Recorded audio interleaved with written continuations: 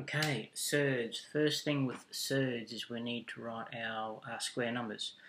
2 squared is 4, 3 threes are 9, 4 fours are 16, 5 fives are 25, 36, 49, and you write them at the top of your page because you know you're going to use them. Let's start out with something easy. We're going to simplify the square root of 20.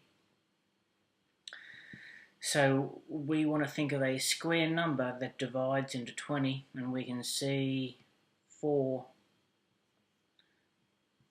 times 5.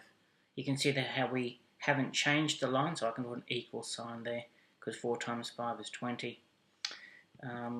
Later in the year when we do our index laws, you will see that there's a law that says that we can split the square root sign like that.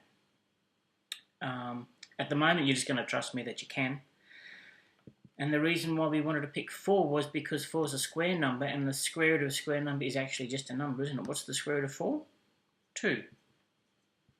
So it's 2 times root 5, and we're going to write that as 2 root 5.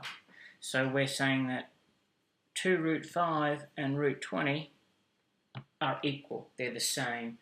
We're also going to say that 2 root 5 is the simpler version of root 20, so it's simplified. And remember, in maths, we always want to present our answers in simplest form. Let's just do one more before we move on. The question might be, simplify that. So just because there is a number at the front does not mean that that's in the simplest form. So again, we're looking for a square number that divides into 18.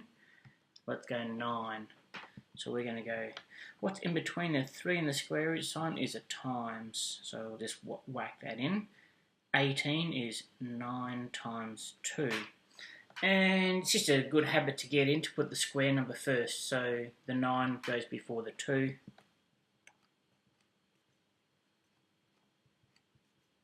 Going to split that radical into 2 radicals here, root 9 times root 2.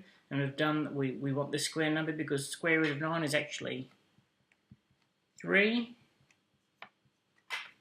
3 times 3 is 9. 9 root 2. So 9 root 2 and 3 root 18, same number.